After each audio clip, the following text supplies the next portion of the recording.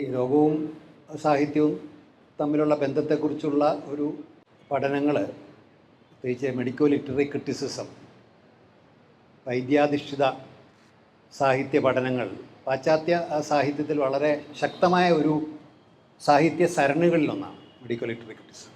അതിൻ്റെ അടിസ്ഥാനത്തിൽ ധാരാളം ഗ്രന്ഥങ്ങൾ ഇന്ന് പ്രസിദ്ധീകരിക്കപ്പെടുന്നുണ്ട്. വളരെ കനപ്പെട്ട ഗ്രന്ഥങ്ങൾ തന്നെ പ്രസിദ്ധീകരിക്കപ്പെടുന്നു.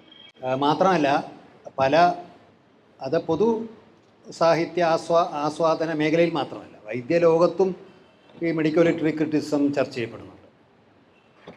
അതിൻ്റെ അടിസ്ഥാനത്തിൽ പല പ്രശസ്തമായ വൈദ്യശാസ്ത്ര സ്ഥാപനങ്ങളിലും ഈ വിഷയം ചർച്ച ചെയ്യുന്നതിന് വേണ്ടിയിട്ടുള്ള ഡിപ്പാർട്ട്മെൻറ്റുകളും ആരംഭിക്കുന്നുണ്ട് ഔപചാരികമായിട്ട്.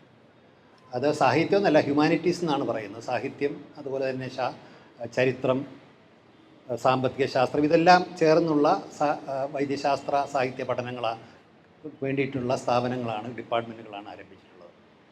യാദൃച്ഛികമായിട്ടാണെങ്കിലും അതിലെ ഏറ്റവും ശ്രദ്ധേയവും ആദ്യവുമായി ആരംഭിച്ച ഒരു department, institute of medical humanities, അത് ടെക്സാസ് യൂണിവേഴ്സിറ്റിയിലാണ് ആരംഭിക്കുന്നത് ആദ്യമായിട്ട്. അതിലെ ടെക്സാസ് യൂണിവേഴ്സിറ്റിയിൽ ആരംഭിച്ചത് ഒരു കേരള ബന്ധമുള്ള അബ്രഹാം വർഗീസാണ്. ഡോക്ടർ അബ്രഹാം വർഗീസിനെ കുറിച്ച് പിന്നീട് നമ്മുടെ ഈ പ്രഭാഷണത്തിൽ പറയേണ്ടി വരും. അബ്രഹാം വർഗീസ് എന്ന ടെക്സാസ് യൂണിവേഴ്സിറ്റിയിലാണ് ജോലി നോക്കുന്നത്. അദ്ദേഹം ഇപ്പോൾ സ്റ്റാൻഫോർഡ് യൂണിവേഴ്സിറ്റിയിലാണ്. അപ്പോൾ അബ്രഹാം വർഗീസാണ് ആദ്യമായിട്ട് institute of medical humanities Texas സർവകലാശാല ആരംഭിക്കുന്നത്. ഇന്നിപ്പോൾ അമേരിക്ക മാത്രമല്ല, ബ്രിട്ടനിലും അതുപോലെ തന്നെ സ്കാൻഡിനേവിയൻ രാജ്യങ്ങളിലും എല്ലാമുള്ള മെഡിക്കൽ യൂണിവേഴ്സിറ്റികളിലെ ഒരു പ്രധാനപ്പെട്ട ഡിപ്പാർട്ട്മെൻറ്റായിട്ട് ഈ ഇൻസ്റ്റിറ്റ്യൂട്ട് ഓഫ് ഈ ഹ്യൂമാനിറ്റീസ് ഡിപ്പാർട്ട്മെൻറ്റ് അല്ലെ മെഡിക്കോ ലിറ്റററി ഡിപ്പാർട്ട്മെൻറ്റുകൾ മാറിയിട്ടുണ്ട്. മലയാളത്തെ സംബന്ധിച്ച് പറയുകയാണെങ്കിൽ, ഞാനിപ്പോൾ അതിൻ്റെ തീയതി നോക്കിയപ്പോഴാണ് എന്നെ അത്ഭുതപ്പെടുത്തിയത്. ഞാൻ ധരിച്ചിരുന്നത് KP അപ്പൻ്റെ സാറിൻ്റെ രോഗവും സാഹിത്യ ഭാവനയും ആയിരിക്കാം ഒരുപക്ഷെ ഈ വിഷയത്തിൽ മലയാളത്തിൽ ആദ്യം പ്രസിദ്ധീകരിച്ച പുസ്തകം എന്നാണ് ഞാൻ കരുതിയിരുന്നത്. യഥാർത്ഥത്തിൽ ഇത് 2004 ഈ പുസ്തകം പ്രസിദ്ധീകരിക്കുന്നത്. അതിനു മുമ്പ് തന്നെ 2002 ആലീസിൻ്റെ അത്ഭുത രോഗം എന്ന പേരിലൊരു പുസ്തകം ഞാൻ DC ബുക്സാണ് പ്രസിദ്ധീകരിച്ചിരുന്നു. 2002 ഈ പുസ്തകം പ്രസിദ്ധീകരിക്കുന്നത്. വിശ്വസാഹിത്യത്തിലെ 6 പ്രത്യേകിച്ച് മലയാളികൾക്കേറെ പരിചിതമായ കൃതികളുടെ ഒരു വൈദ്യശാസ്ത്ര വായനയാണ് ആ പുസ്തകത്തിൽ നടത്തിയിട്ടുള്ളത്. ടോൾസ്റ്റോയുടെ യുദ്ധവും സമാധാനവും, അതുപോലെ ആലീസിൻ്റെ അത്ഭുത ലോകം എന്ന പുസ്തകം, പിന്നെ ഷെർലോക്ക് ഹോംസ് കഥകൾ, ഡോസ്റ്റോയെവ്സ്കി തൊട്ട് ചെക്കോവ് വരെയുള്ള, തീർച്ചയായിട്ടും മാർക്യൂസിൻ്റെ കോളറ കാലത്തെ പ്രണയം അടക്കമുള്ള 6 പുസ്തകങ്ങളുടെ ഒരു വൈദ്യശാസ്ത്ര വായനയാണ് അതിൽ നടത്തിയിട്ടുള്ളത്. സത്യത്തിൽ അത് ലിറ്റററി ന്യൂറോളജിക്കൽ സിൻഡ്രോംസ് എന്നുള്ള പേരിൽ ഒരു ന്യൂറോ കോൺഫറൻസിന് ഞാൻ അവതരിപ്പിച്ച പ്രബന്ധങ്ങൾ പിന്നീട് മലയാളത്തിൽ പുസ്തക രൂപത്തിലാക്കുകയായിരുന്നു. പ്രധാനമായിട്ടും ഡോക്ടർമാരെ ലക്ഷ്യമാക്കിയിട്ടാണത് ആ പുസ്തകം ആ പ്രബന്ധം അവതരിപ്പിച്ചത്. ഈ സാഹിത്യകൃതികളിലെ പ്രധാനമായിട്ടും രോഗങ്ങൾ മാത്രമല്ല, നാഡീവ്യൂഹ രോഗങ്ങളുമായി ബന്ധപ്പെട്ട കാര്യങ്ങളാണ് അതിനകത്ത് ചർച്ച ചെയ്തിട്ടുള്ളത്. അപ്പൻ സാറിൻ്റെയൊക്കെ പുസ്തകത്തിൽ സത്യത്തിൽ മലയാളത്തിൽ ഏറ്റവും അധികം സ്വാധീനിക്കപ്പെട്ടിട്ടുള്ള ഒരു എഴുത്തെന്ന് പറയുന്നത് സൂസൻ സോണ്ടാഗിൻ്റെ പുസ്തകമാണ്. അത് സൂസൻ സോണ്ടാഗിൻ്റെ ഇൽനസ് ആസ് എ മെറ്റഫർ. കാരണം പലപ്പോഴും ഈ രോഗ പരാമർശങ്ങൾ സാഹിത്യത്തിൽ വരുന്നത് ഒരു രൂപകം എന്ന രൂപത്തിലാണ്, ഒരു മെറ്റഫറായിട്ടാണ്. അപ്പോൾ അങ്ങനെ രൂപകങ്ങളായിട്ട് വരുന്ന രോഗങ്ങളെക്കുറിച്ചുള്ള ആദ്യകാല പുസ്തകങ്ങളൊന്നാണ് സൂസൻ സോണ്ടാഗിൻ്റെ ഇൽനസ് ആസ് എ മെറ്റഫർ എന്നുള്ള പുസ്തകം. പിന്നീട് പക്ഷേ അന്നത്തെ കാലത്ത് അവർ പ്രധാനമായിട്ട് ക്ഷയരോഗം, അതുപോലെ തന്നെ ക്യാൻസർ തുടങ്ങിയ രോഗങ്ങൾ എങ്ങനെയാണ് ഒരു മെറ്റഫർ എന്നുള്ള രൂപത്തിൽ, അതായത് സമൂഹത്തിൻ്റെ രോഗങ്ങളെ കൂടെ വിശദീകരിക്കുന്നതിന് വേണ്ടി ഈ രോഗങ്ങൾ എങ്ങനെയാണ് പ്രയോഗിക്കപ്പെട്ടത് സാഹിത്യത്തിൽ എന്നുള്ള വളരെ പരിമിതമായ ഒരു ലക്ഷ്യത്തോടു കൂടി സൂസൻ സോണ്ടാഗ് നടത്തിയിട്ടുള്ള ഒരു പഠനമാണ് ആ പുസ്തകം. പിന്നീട് അവർ എയ്ഡ്സിനെ കൂടി പരിശോധിച്ചതിന് ശേഷം ഇവയെല്ലാം ചേർത്തൊരു പുസ്തകം പ്രസിദ്ധീകരിക്കുകയും ചെയ്തിട്ടുണ്ട്. പക്ഷേ 2004 അവർ മരണമടയുന്നുണ്ട്. അതിലൊരു പ്രശ്നമുള്ളത്, ആദ്യകാലത്ത് ഈ രോഗങ്ങളെക്കുറിച്ചൊക്കെയുള്ള വൈദ്യശാസ്ത്ര മുന്നേറ്റങ്ങൾ നടക്കുന്നതിന് വളരെ മുമ്പ് എഴുതിയ പുസ്തകം എന്നുള്ള ഒരു പരിമിതി അതിനുണ്ട്. അതിന് പുറമേ അന്ന് മലയാള നിരൂപകരെയൊക്കെ സ്വാധീനിച്ചിട്ടുള്ള മറ്റൊരു പുസ്തകമായിരുന്നു നോർമൻ കുസിൻസിൻ്റെ അനാട്ടമി ഓഫ് ഇൽനസ്. ഈ 2 പുസ്തകങ്ങളുടെ അടിസ്ഥാനത്തിലാണ് അപ്പൻ സാറിൻ്റെ ഈ പുസ്തകം എഴുതിയിട്ടുള്ളത്. പക്ഷേ അതിന് മുമ്പ് 2002 ഈ പുസ്തകം എഴുതുന്നുണ്ട്. പിന്നീട് ഒരിക്കൽ കൃഷ്ണദാസ് ഗ്രീൻ ബുക്സിൻ്റെ നമ്മളെ വിട്ടുപിരിഞ്ഞ കൃഷ്ണദാസ് ഒരിക്കൽ എന്നോട് പറഞ്ഞു, ഡോക്ടർ എഴുതിയ കുറേ ലേഖനങ്ങൾ പുസ്തക രൂപത്തിലാക്കിയാൽ കൊള്ളാമെന്ന് പറഞ്ഞു. അദ്ദേഹം ആ ലേഖനങ്ങളൊക്കെ എടുത്ത് ആ പുസ്തകത്തിന് കൊടുത്ത പേര് തന്നെ സാഹിത്യത്തിൻ്റെ വൈദ്യശാസ്ത്ര വായന എന്നുള്ള ഒരു പേരിലാണ് ആ പുസ്തകം 2016 പ്രസിദ്ധീകരിക്കുന്നുണ്ട്. അതിലും ഈ വൈദ്യശാസ്ത്രപരമായിട്ടുള്ള പരാമർശങ്ങൾ നടത്തിയിട്ടുണ്ട്. പക്ഷേ സമീപകാലത്ത് എനിക്ക് തോന്നുന്നു അടുത്ത കാലത്ത് ഒരുപക്ഷേ ഈ ഒരു വിഷയം സാഹിത്യ അക്കാദമി തിരഞ്ഞെടുക്കാൻ തന്നെ കാരണം സമീപകാലത്ത് ഇത്തരം പുസ്തകങ്ങളിൽ ധാരാളം കേരളത്തിൽ വായിക്കപ്പെടുന്നുണ്ട് സാഹിത്യ ആസ്വാദകർ. അതുകൊണ്ട് തന്നെയാണ് ഇപ്പോൾ DC ബുക്സിൻ്റെ നേതൃത്വത്തിൽ കോഴിക്കോട് നടത്തിയ സാഹിത്യ സമ്മേളനത്തിൽ, ഈ സാഹിത്യോത്സവത്തിൽ എന്നെ അവിടെ വിളിച്ചത് ഈ ആലീസിൻ്റെ അത്ഭുത രോഗത്തിനെ കുറിച്ചുള്ളൊരു ചർച്ചയ്ക്കാണ്. 2002 പ്രസിദ്ധീകരിച്ച പുസ്തകമാണ്. പക്ഷേ അതിനുശേഷം നിരവധി ലിറ്റററി ഫെസ്റ്റ് DC ബുക്സ് തന്നെ നടത്തിയെങ്കിൽ അതിലൊന്നും ഈ പുസ്തകം ചർച്ച ചെയ്യപ്പെട്ടിട്ടില്ല. ഇപ്പോൾ ഇതിൻ്റെ 3ാമത്തെ എഡിഷനാണ് അവിടെ ചർച്ചയ്ക്ക് വന്നത്. അപ്പോൾ അതിന് കാരണം എനിക്ക് തോന്നുന്ന അടുത്ത കാലത്ത് പ്രധാനമായിട്ടും എനിക്ക് തോന്നുന്ന എൻ്റെ ഒരു നിരീക്ഷണമാണ്, ശരിയാവണമെന്നില്ല. ഒന്ന്, ഇത്തരം പുസ്തകങ്ങൾ പല തരത്തിലും ഇപ്പോൾ മലയാളത്തിൽ പല രൂപത്തിലും വായിക്കപ്പെടുന്നുണ്ട്. കാരണം ഈ മെഡിക്കൽ ലിറ്റററി ക്രിറ്റിസിസം എന്ന് പറയുമ്പോൾ അതിന് പല തലങ്ങളുണ്ട്. ഈ സാഹിത്യത്തിന് സാഹിത്യേതരമെന്നോ സാഹിത്യാതീതമെന്നോ പറയാവുന്ന പല വശങ്ങളുമുണ്ട്.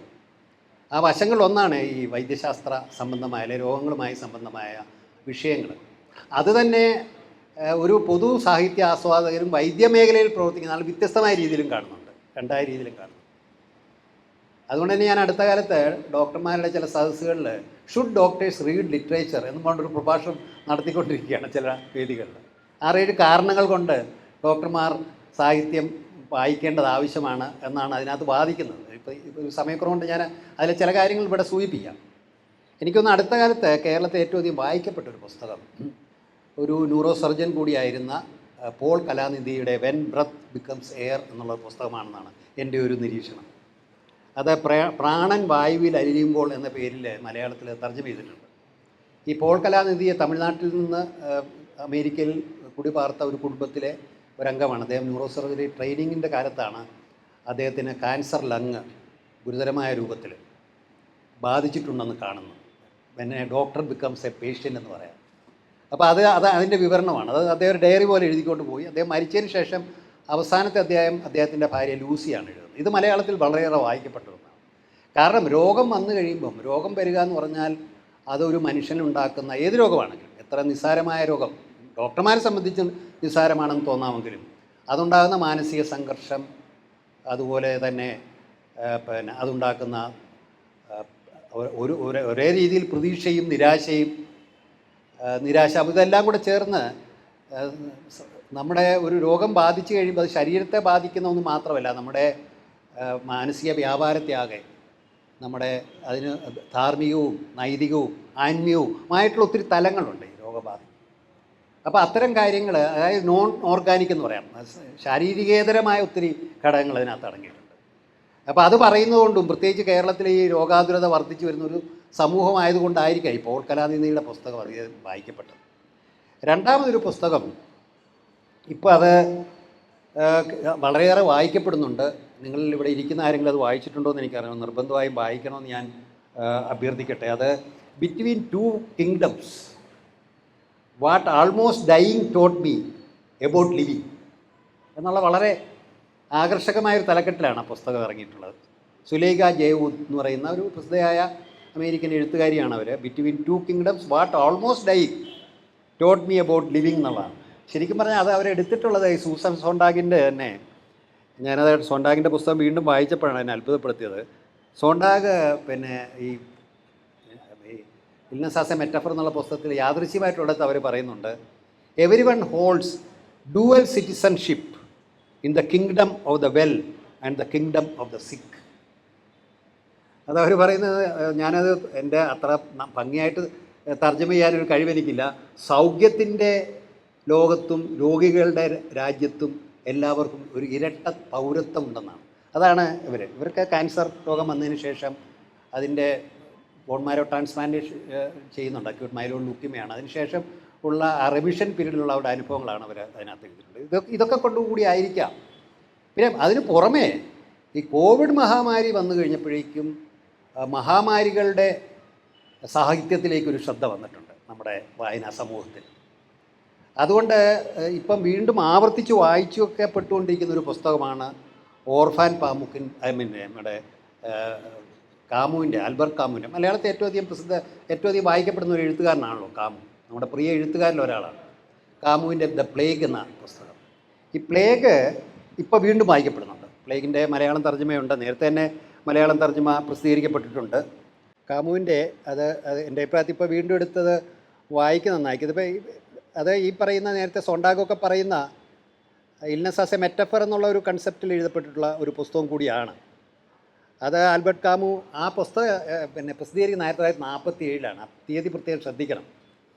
1947 ജനിച്ച ഒരാളാണ്. ഞാനൊന്ന് സൂചിപ്പിക്കട്ടെ. ഞാനത് തിരുവനന്തപുരം മെഡിക്കൽ കോളേജ് ലൈബ്രറിയിൽ നിന്നാണ്. 1965 ഞാനവിടെ പഠിക്കുന്നത്. മെഡിക്കൽ കോളേജ് ലൈബ്രറിയിലെ ഒരു പ്രത്യേകത, അവിടെ കുറച്ച് വൈദ്യശാസ്ത്രവുമായി ബന്ധപ്പെട്ട ഇത്തരം കൃതികളും കൂടെ ഉള്ള ഒരു ഷെൽഫ് ഉണ്ടായിരുന്നു. ആ ഷെൽഫിൽ നിന്നാണ് ഞാൻ 65 പുസ്തകം വായിക്കുന്നത്.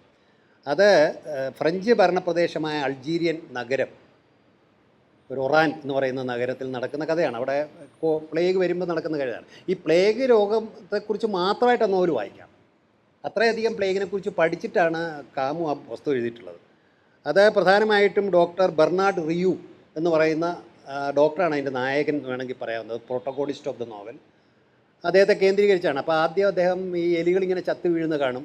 അത് പുള്ളി പക്ഷേ അത്ര ഗൗരവമായിട്ട് എടുക്കുന്നില്ല. പിന്നീടാണ് മനസ്സിലാകുന്നത് കോവിഡിൻ്റെ വരവാണെന്ന്. അതിനുശേഷം കോവിഡിൻ്റെ പല ഘട്ടങ്ങൾ അതിനകത്ത് പറയുന്നുണ്ട്. അതിനുശേഷം കോവിഡിൽ നിന്ന് ആ പ്രദേശം വിമോചിതമാകുന്നുണ്ട് അവസാന കാലത്ത്. ഇതാണ് കഥ.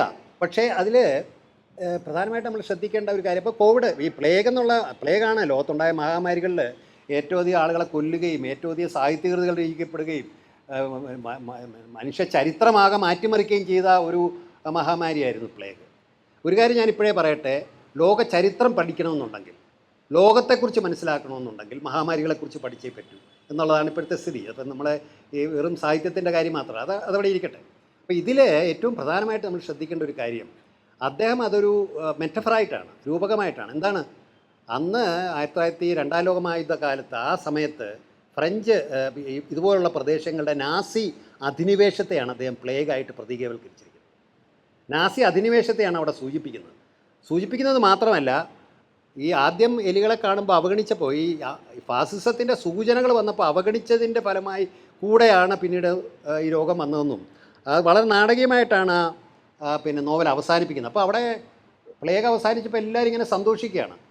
പക്ഷേ ഡോക്ടർ റിയൂ പറയുന്നുണ്ട്, പ്ലേഗിൻ്റെ രോഗാണു ഒരിക്കലും പൂർണ്ണമായും ചത്തൊടുങ്ങുകയോ നിശേഷം ഇല്ലാതാവുകയോ ചെയ്യില്ല.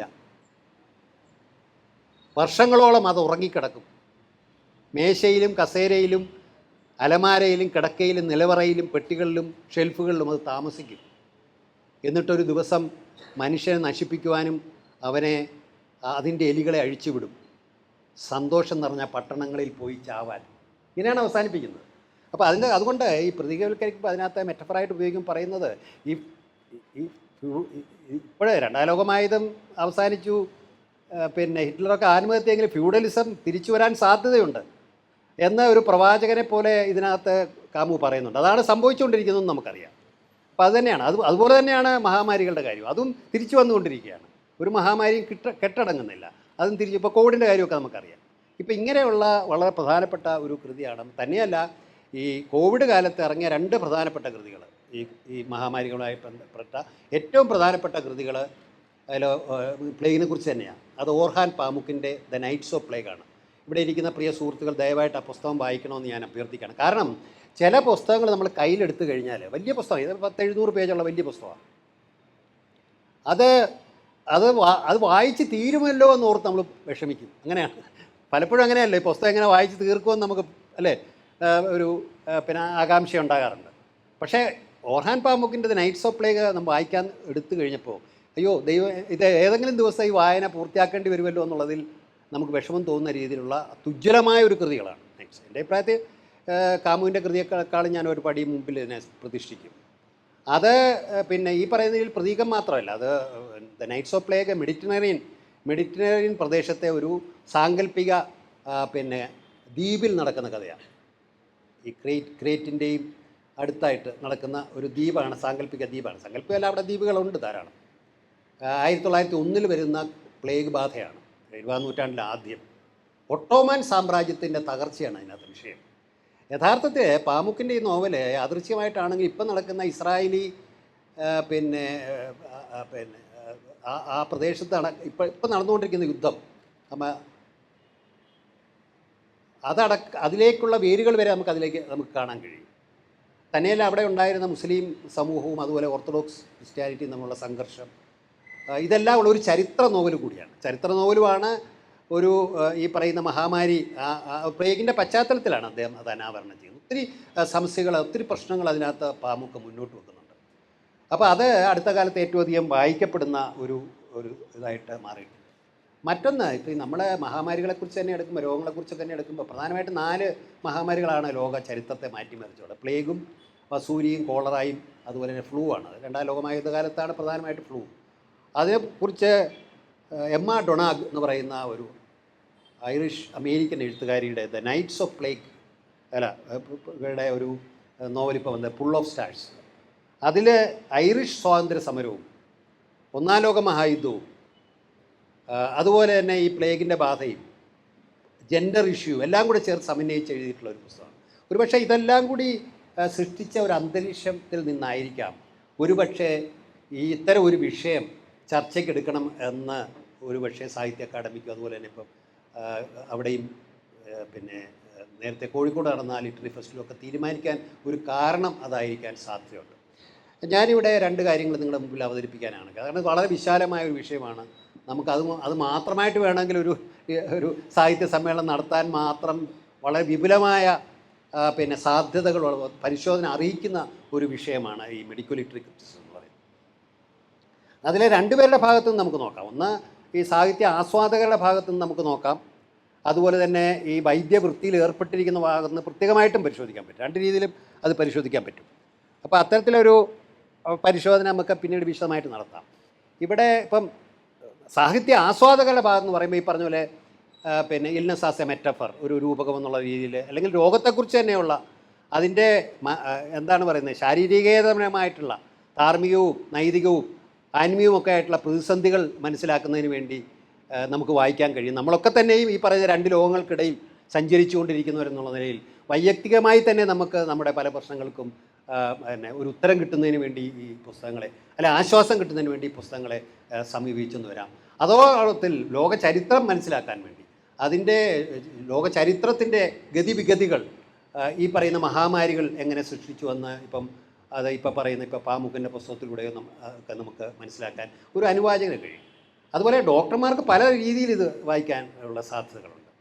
അപ്പോൾ അങ്ങനെ അത് പ്രത്യേകമായിട്ട് തന്നെ നമുക്ക് ചർച്ച ചെയ്യാം. അതുകൊണ്ട് പൊതു അനുവാചകരെ സംബന്ധിച്ചുള്ള ഒരു ഗ്രന്ഥത്തെക്കുറിച്ചും ഡോക്ടർമാർ പ്രത്യേകിച്ചും താല്പര്യമെടുക്കേണ്ട ഒരു ഗ്രന്ഥത്തെക്കുറിച്ചും മാത്രം പറയാനാണ് ഞാൻ ഈ പ്രഭാഷണത്തിൽ ശ്രമിക്കുന്നത്. ഒന്ന്, ഞാൻ ഈ പിന്നെ മഹാമാരികളെക്കുറിച്ച് പുസ്തകം എഴുതിയപ്പോൾ അതിനകത്ത് ഒരു ഭാഗം മഹാമാരി സാഹിത്യം വിശദമായിട്ട് പരിശോധിക്കുന്നുണ്ട്. അത് വിശ്വസാഹിത്യവും ഒക്കെ മലയാള സാഹിത്യവും പരിശോധിക്കുന്നുണ്ട്.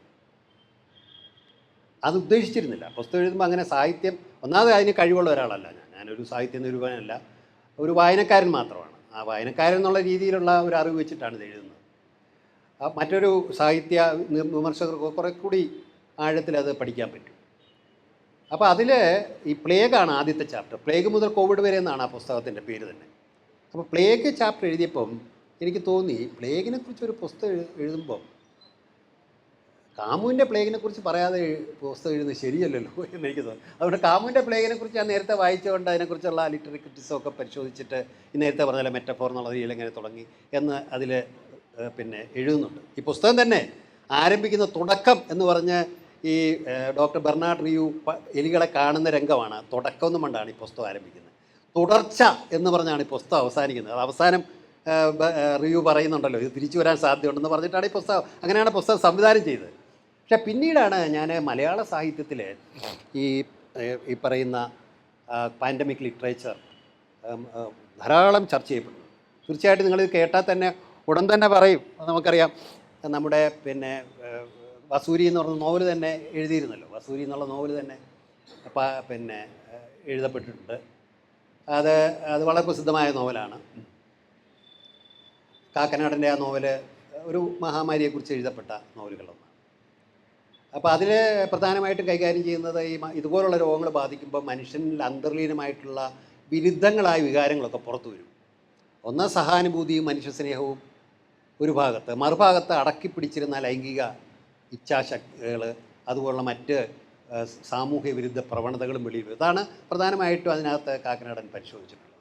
പക്ഷേ പിന്നീട് പരിശോധിച്ചപ്പോൾ എന്നെ അത്ഭുതപ്പെടുത്തിയൊരു കാര്യം, അതാണ് ഞാനിവിടെ നിങ്ങളുടെ മുമ്പിൽ അവതരിപ്പിക്കാൻ ആഗ്രഹിക്കുന്ന പ്രധാനപ്പെട്ട ഒരു വിഷയം. പിന്നെ മലയാള സാഹിത്യത്തിൽ ഒത്തിരി ഇതുണ്ട്. ഖസാക്കിൻ്റെ ഇതിഹാസത്തിൽ വരെ പിന്നെ ഇത് പറയുന്നുണ്ട്. അതുപോലെ പുനത്തിലിൻ്റെ നോവലുണ്ട്, പിന്നെ എം ഡി വാസുദേവൻ നായരുടെ നോവലുകളിലുണ്ട്, ധാരാളമുണ്ട്. അത് ഞാൻ പുസ്തകത്തിൽ പറയുന്നുണ്ട്. അത് ഞാനിവിടെ ആവർത്തിക്കുന്നില്ല. പക്ഷേ ഇത് പരിശോധിച്ചപ്പോൾ എന്നെ അത്ഭുതപ്പെടുത്തിയൊരു കാര്യം, മലയാളത്തിൽ വളരെ പ്രസിദ്ധമായ പുസ്തകമാണ്. 126 പേജുകൾ മാത്രമുള്ള ഒരു നോവലാണ് തകഴി ശിവശങ്കരപ്പിള്ളയുടെ തോട്ടിയുടെ മകൻ. 9 അധ്യായങ്ങളും 126 പേജുമുള്ള താരതമ്യേന ചെറിയ പുസ്തകമാണ്. തകഴിയുടെ കയറുമായിട്ടോ അല്ലെങ്കിൽ എണ്ണിപ്പടികളുമായിട്ടോ തട്ടിച്ചോക്കും താരതമ്യേന ചെറിയ പുസ്തകങ്ങളൊന്നാണ്. ഈ പുസ്തകം പ്രസിദ്ധീകരിച്ചത് പ്ലേഗ് പ്രസിദ്ധീകരിച്ച അതേ വർഷമാണ്. 1947 പുസ്തകം. വിശ്വസാഹിത്യത്തിൽ പോലും ഒരു പുസ്തകവും 2 മഹാമാരികൾ ചർച്ച ചെയ്യുന്നില്ല. ഈ പുസ്തകത്തിന് സവിശേഷത പറയാം. ഏതെങ്കിലും ഒരു മഹാമാരികളെക്കുറിച്ച് പറഞ്ഞു പോവുക മാത്രമാണ് ചെയ്യുന്നത്. പക്ഷേ 2 മഹാമാരികളെക്കുറിച്ച്, അത് ഏറ്റവും പ്രധാനപ്പെട്ട 2 മഹാമാരികൾ, അത് വസൂരിയും കോളറയും ചർച്ച ചെയ്യുന്ന ഏക ശാസ്ത്ര സാഹിത്യ ഗ്രന്ഥമാണ് തകഴിയുടെ തോട്ടിയുടെ മകൻ എന്നുള്ള പ്രത്യേകതയുണ്ട്. 2, ഈ കോളറയുടെ ഒരു പ്രത്യേകതയുണ്ട്.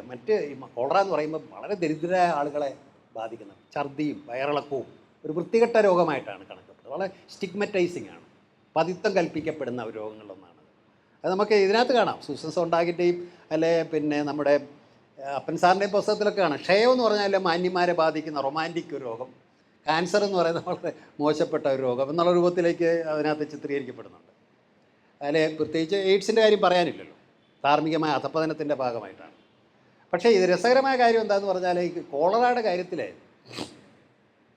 ഓരോ വിശ്വസാഹിത്യത്തെയും കോളറ രോഗികളെ അവതരിപ്പിക്കുന്നില്ല. കോളറ പറയുന്നുണ്ട്. ഇപ്പം നമ്മുടെ മാർക്യൂസിൻ്റെ love in the time of cholera രോഗികൾ അതിനകത്ത് വരുന്നില്ല കേട്ടോ. കോളറ അല്ല അതിനകത്ത് വിഷയം.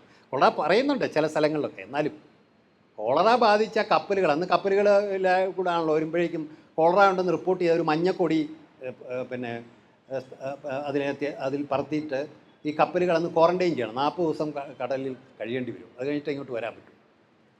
40 ദിവസം എന്തുകൊണ്ടാണ് തീരുമാനിച്ചതെന്നൊക്കെ ഉള്ളതിനെക്കുറിച്ചൊക്കെ ഒത്തിരി വ്യാഖ്യാനങ്ങളുണ്ട്. അതവിടെ ഇരിക്കട്ടെ. അപ്പോൾ അങ്ങനെയുള്ള കപ്പലിൽ മറ്റുള്ള ആളുകളെയൊക്കെ ഒഴിപ്പിച്ച് പ്രണയിനികൾ, വളരെ കാലം ചേരാൻ കാത്തിരുന്ന പ്രണയിനികൾ ഒരുമിക്കുന്നതാണ് അതിനകത്ത് എൻ്റെ. പല രീതിയിൽ അത് വ്യാഖ്യാനിക്കാം. വയോജന കാലത്തുള്ള ഈ പ്രണയ ഇവർ തമ്മിലുള്ള ബന്ധപ്പെടലുകൾ ജനതയുടെ ഒരു സാഹിത്യകൃതിയായിട്ട് പറയാം.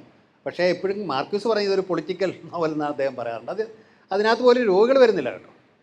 അത് ഏറ്റവും രസകരമായ കാര്യം തോമസ് മെൻ്റെ പുസ്തകമാണ്. തോമസ് മെൻ്റെ ഏറ്റവും പ്രധാനപ്പെട്ട പുസ്തകം മാജിക് മൗണ്ടനാണ്. നിങ്ങൾക്കറിയാം, ക്ഷയരോഗത്തെക്കുറിച്ചുള്ളതാണ്.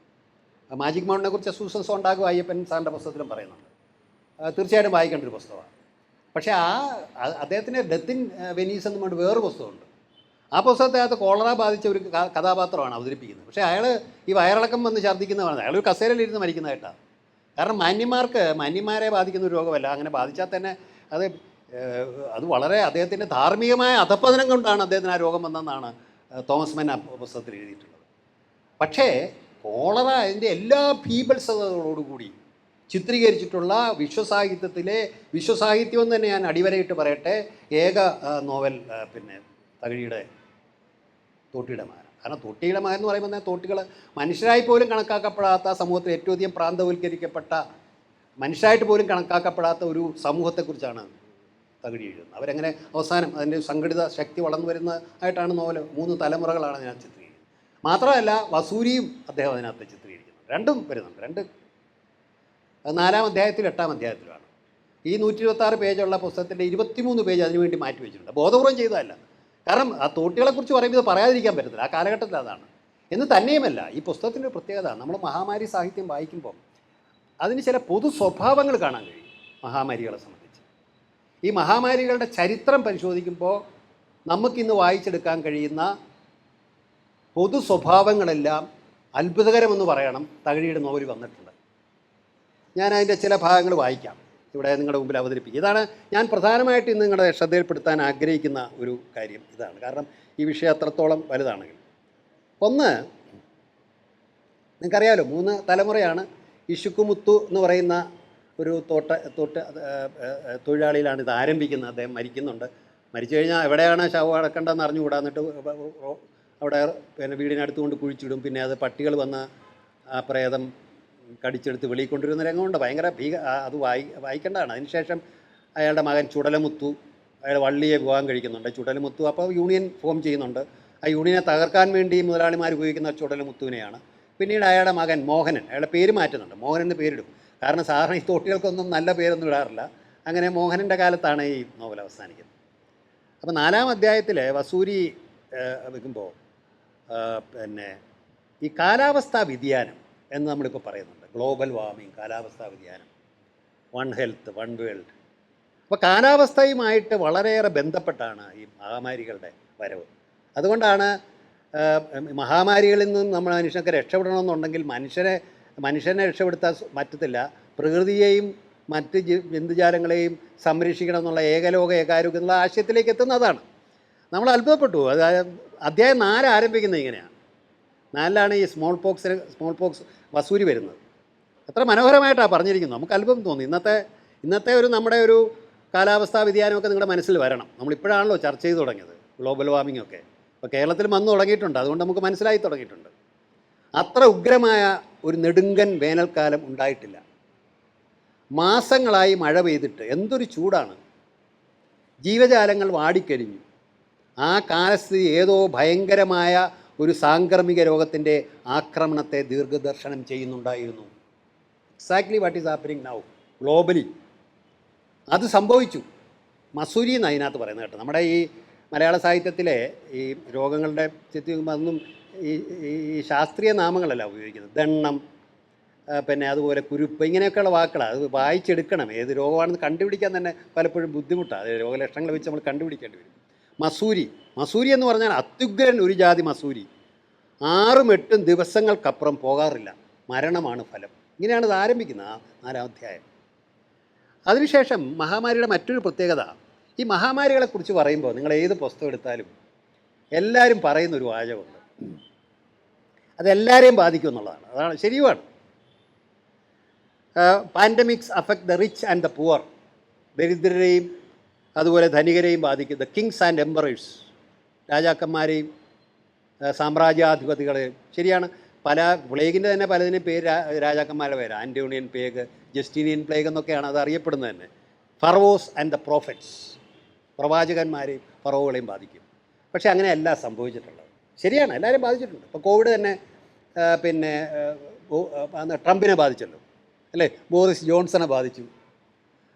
പക്ഷേ അതേ അവസരത്തിൽ വ്യക്തിതലത്തിൽ അത് ശരിയാണെങ്കിലും മൊത്തം സമൂഹം എടുത്തു കഴിയുമ്പോൾ സമൂഹത്തിലെ ഏറ്റവും ദുർബല ജനവിഭാഗങ്ങൾക്ക്, അതായത് രോഗമുണ്ടാകാൻ സാധ്യതയുള്ള ചുറ്റുപാടുകളിൽ ജീവിച്ചിരിക്കുന്ന ആളുകൾക്കാണ് ഈ രോഗം കൂടുതലായിട്ട് ബാധിച്ചിട്ടുള്ളത് നമുക്ക് കാണാൻ കഴിയും. അതായത് ദാരിദ്ര്യമാണ് പലപ്പോഴും രോഗത്തിലേക്ക് നയിക്കുന്നത്. രോഗം വന്നു കഴിയുമ്പോൾ തൊഴിലില്ലായ്മയൊക്കെ ഉണ്ടായ അവർക്ക് വീണ്ടും ദരിദ്രാവസ്ഥയിലേക്കൊക്കെ പോകും. ദാരിദ്ര്യം മൂലം രോഗവും, രോഗം മൂലം ദാരിദ്ര്യവും എന്നുള്ളതാണ് സ്ഥിതി. മഹാമാരികളുടെ കാര്യത്തിലും അത് ശരിയാണ്. ഈ പറയുന്നവർ ഈ വ്യക്തിതലത്തിൽ ഈ പറയുന്ന രാജാക്കന്മാരെയൊക്കെ ബാധിച്ചിട്ടുണ്ടെങ്കിലും മൊത്തത്തിൽ സമൂഹത്തിലൊരു അസമത്വം, മഹാമാരി അസമത്വം ഉണ്ടാക്കുന്നുണ്ട്. ഇപ്പോൾ ഈ കോവിഡ് കാലത്ത് തന്നെ ഓക്സ്ഫാം നടത്തിയൊരു പഠനമുണ്ട്. ഈ പഠനം അമേരിക്കയിലും ബ്രിട്ടനിലും നടത്തിയെന്ന് ഓർക്കണം. വികസ്വര രാജ്യങ്ങളൊന്നുമല്ല. അപ്പോൾ അമേരിക്കയിലൊക്കെ തന്നെയും ഏറ്റവും ദരിദ്ര അല്ലെങ്കിൽ ഈ പറഞ്ഞ പ്രാന്തവൽക്കരിക്കപ്പെട്ട ഹിസ്പാനിയൻസ്, ആഫ്രിക്കൻ അമേരിക്കൻസ് തുടങ്ങിയവരെയാണ് ഈ കോവിഡ് കൂടുതലായിട്ട് ബാധിച്ചതെന്നും കൊണ്ട് അവരെ ഇറക്കിയ പുസ്തകത്തിന് ഇട്ടിരിക്കുന്ന പേര് തന്നെ ദ ഇന്നിക്വാളിറ്റി വൈറസ് എന്നാണ്. അസമത്വ വൈറസ് എന്നാണ് അതിന് പേര് തന്നെ ഇട്ടിരിക്കുന്നത്. അത് ഇതിനകത്ത് നമുക്ക് കാണാൻ കഴിയും. ഇതിലതിന് 8-ാം അധ്യായത്തിൽ പിന്നെ കോളറ അവതരിപ്പിക്കുന്നത് ഇങ്ങനെയാണ്. കൊത്തുവാൾ ചാവടിപ്പാലത്തിനടുത്ത് റോഡരികിൽ ഒരു ചായക്കടയുടെ മുൻവശത്ത് ഒരു പിച്ചക്കാരൻ മരിച്ച് വിറുങ്ങലിച്ച് കിടക്കുന്നത് രാവിലെ കാണായി. അവൻ ഒഴിവും ഛർദിയുമായിരുന്നു. നഗരത്തിലെ ഈച്ച മുഴുവൻ ആ അനാഥ പ്രേതത്തെ പൊതിഞ്ഞിട്ടുണ്ട്. ഇങ്ങനെ അനാഥരെ ബാധിക്കുന്ന രോഗം എന്നുള്ള രൂപത്തിലേക്ക് ഈ സാമൂഹ്യമായ അസമത്വത്തെ നമുക്ക് കാണാൻ കഴിയും. അതിലേറ്റവും നമുക്ക് ഏറ്റവും നമ്മുടെ ഹൃദയസ്പർശിയായിട്ട് തോന്നുന്നത് ഈ ചുടലമുത്തുവിൻ്റെ അമ്മ, മോഹൻ്റെ അമ്മ വള്ളി മരിച്ചു കിടക്കുന്നത് മോഹൻ കാണുന്നുണ്ട്. മോഹൻ അവസാനം ഈ ഈ ചുടുകാട്ടിലേക്ക് പോകുന്നുണ്ട്. ചുടുകാട്ടിലെ ആളുകളെ കുഴിച്ചിട്ടുകൊണ്ടിരുന്നത് ഈ ചുടലമുത്തുവാന്ന് ഓർക്കണം. പക്ഷേ ചുടലമുത്തുവും രോഗം വന്ന് മരിക്കുന്നു. അവിടെ പറയുന്നുണ്ട് മോഹനൻ ഒരു വലിയ കുഴിയുടെ ആഴം ചുടലമുത്തുവിൻ്റെ വടി കൊണ്ട് മറ്റൊരാൾ അളക്കുന്നത് കാണുന്നു. ആ കുഴിക്കടുത്ത് ഒരു ശവത്തെ ചുരുട്ടിക്കെട്ടി വെച്ചിരിക്കുന്നു. ആ ശവത്തിൻ്റെ കാലും തലയും കാണാം. അത് തൻ്റെ അച്ഛനാണെന്ന് മോഹന് മനസ്സിലായി. അങ്ങനെ അവന് ഈ പറയുന്നൊരു അസമത്വം, രോഗത്തിൻ്റെ അസമത്വം ഇതിനകത്ത് നമുക്ക് കാണാൻ കഴിയും. അതുപോലെ മറ്റൊരു പ്രത്യേകത ഈ ഈ ഈ രോഗങ്ങളെ സംബന്ധിച്ചുള്ളത് ഒരു ഡിനേലിസമാണ്. രോഗങ്ങളെ നിഷേധിക്കുക. നിങ്ങൾ ശ്രദ്ധിച്ചിട്ടുണ്ടാകും, കോവിഡ് വരുന്ന കാലത്ത് ട്രംപ് അതിന് മുമ്പ് തന്നെ എയ്ഡ്സിൻ്റെ കാലത്ത് തംബോ എംബക്കി, അന്ന് പിന്നെ ദക്ഷിണാഫ്രിക്കയിലെ അധികാരത്തിൽ വന്ന തംബോ എംബക്കി വളരെ നിഷേധാത്മകമായ സമീപമാണ് എയ്ഡ്സിനോട് ബാധിച്ചത്. അത് ഈ വൈറസൊന്നും ഉണ്ടാക്കുന്നതല്ല, ലൈംഗിക ബന്ധമൊന്നും ഇതിന് കാരണമല്ല, കോണ്ടമൊന്നും ഉപയോഗിക്കേണ്ട കാര്യമില്ല എന്നൊക്കെ പറഞ്ഞുള്ള നിലപാട് തംബോ എംബക്കി എടുത്തതിൻ്റെ ഫലമായിട്ട് അതുകൊണ്ട് മാത്രം ഏതാണ്ട് 5 ലക്ഷത്തോളം ആളുകളാണ് അന്ന് സൗത്ത് ആഫ്രിക്കയിൽ കോവിഡ് എയ്ഡ്സിനിടയാകുന്നത്. ഇതുപോലെ തന്നെ ആയിരുന്നു ട്രംപും ആദ്യകാലത്ത് ഇത് ചൈനീസ് വൈറസ് എന്നൊക്കെ പറഞ്ഞ് പുച്ഛിച്ച് തരുന്നതായിരുന്നു. ഈവൻ താരതമ്യേന ഭേദപ്പെട്ട ഒരു നേതാവും വിവരമുള്ള ഒരാളുമാണ് ബോറിസ് ജോൺസൺ പോലും പബ്ലിക്കായിട്ട് മാസ്ക് ഇടാതെ വരിക, ഇങ്ങനെയൊക്കെയുള്ള കാര്യം ആശുപത്രി സന്ദർശിച്ചത്. പിന്നെ ബോറിസ് ജോൺസൺ രോഗം വരുന്നുണ്ട്. ഈ പുസ്തകത്തിനകത്തും ഈ മുനിസിപ്പാലിറ്റിയിൽ ഒരു പ്രമേയം അവതരിപ്പിക്കുന്നുണ്ട്. അവിടുത്തെ ഭരണാധികാരികളും അപ്പോൾ ആളുകൾ മരിച്ചുകൊണ്ടിരിക്കുക. അപ്പോൾ പ്രമേയം അവരതിൻ്റെ ഒരു ഓവർസിയർ ഭരണാധികാരികൾക്ക് ഇഷ്ടപ്പെട്ട റിപ്പോർട്ടാണ്. 1 മാസത്തിൽ 9 മസൂരി കേസുകളെ റിപ്പോർട്ട് ചെയ്തിട്ടുണ്ട്. 2 മാത്രം പേരാണ് മരണമടഞ്ഞെന്ന് പറഞ്ഞാൽ ആ റിപ്പോർട്ട് തള്ളിക്കളയും. അതായത് അവിടെ അടിയന്തര പ്രമേയം അവിടെ അവതരിപ്പിച്ച അടിയന്തര പ്രമേയം പിൻവലിക്കാനും തള്ളിക്കളയാനുമാണ് ആവശ്യം. അപ്പോൾ ഒരു ഡിനേലിസം അതിനകത്ത് വരുന്നു. പക്ഷേ അതിനേക്കാൾ ഏറ്റവും പ്രധാനപ്പെട്ട എനിക്ക് ഈ പുസ്തകം വായിച്ചപ്പോൾ തോന്നിയത് ഈ അടിമ വ്യാപാരവും മഹാമാരികളും തമ്മിലൊരു ബന്ധമുണ്ട്. Slave trade. ഈ സ്ലേവ് ട്രേഡ് ആരംഭിക്കുന്നതിന് പല കാരണങ്ങളുണ്ട് കേട്ടോ. ഒരു പ്രധാനപ്പെട്ട കാരണം അടിമ വ്യാപാരമായിരുന്നു. അന്ന് നിങ്ങൾക്കറിയാമല്ലോ, യൂറോപ്യൻ അധിനിവേശത്തിൻ്റെ ഭാഗമായും കച്ചവടത്തിനുമൊക്കെ ഈ പറയുന്ന ലാറ്റിൻ അമേരിക്കൻ രാജ്യങ്ങളിലേക്കൊക്കെ പോവുകയാണ്. അപ്പോൾ അതിന് കൊളംബിയൻ വിനിമയം എന്നാണ് പറയുന്നത്. ലാറ്റിൻ അമേരിക്കൻ രാജ്യങ്ങളിലൊക്കെ പോകും. അങ്ങനെയാണ് കൊളംബസ് അമേരിക്ക കണ്ടുപിടിക്കുന്നത് തന്നെ അങ്ങനെയാണ്. ഹിസ്പാനിയോളാണ് ഭൂമിയിലെ സ്വർഗം എന്നാണ് കൊളംബസ് അവിടെ ഇറങ്ങുമ്പോൾ പറയുന്നത്. കാരണം അവിടുത്തെ പ്രകൃതി വിഭവങ്ങളും മറ്റും അവർ കൊള്ളയടിക്കുന്നുണ്ട്. പ്രധാന കപ്പൽ യാത്ര ചെയ്യുമ്പോൾ ഏറ്റവും അധികം ഉണ്ടാകുന്നത് സ്കർവി എന്ന് പറയുന്ന വൈറ്റമിൻ സിയുടെ കുറവ് കൊണ്ടുണ്ടാകുന്ന രോഗമാണ്. പക്ഷേ ഇവിടെയൊക്കെ പോയി ഉരുളക്കിഴങ്ങ് എടുത്ത് കഴിച്ചപ്പോഴാണ് ആ രോഗം മാറുന്നത്. അതുപോലെ അവരെ ബാധിച്ചിരുന്ന പല രോഗങ്ങൾക്കും ഉള്ള ചികിത്സ അവിടുന്ന് അവരുടെ തന്നെ പ്രാകൃത ചികിത്സയാണെങ്കിൽ പോലും പ്രധാന കൊയ്ന മലേറിയയ്ക്ക് അവർ അവിടുന്നാണ് സ്വീകരിക്കുന്നത്. പക്ഷേ തിരിച്ചവരങ്ങോട്ട് കൊണ്ടുപോകുന്ന രോഗങ്ങളായിരുന്നു.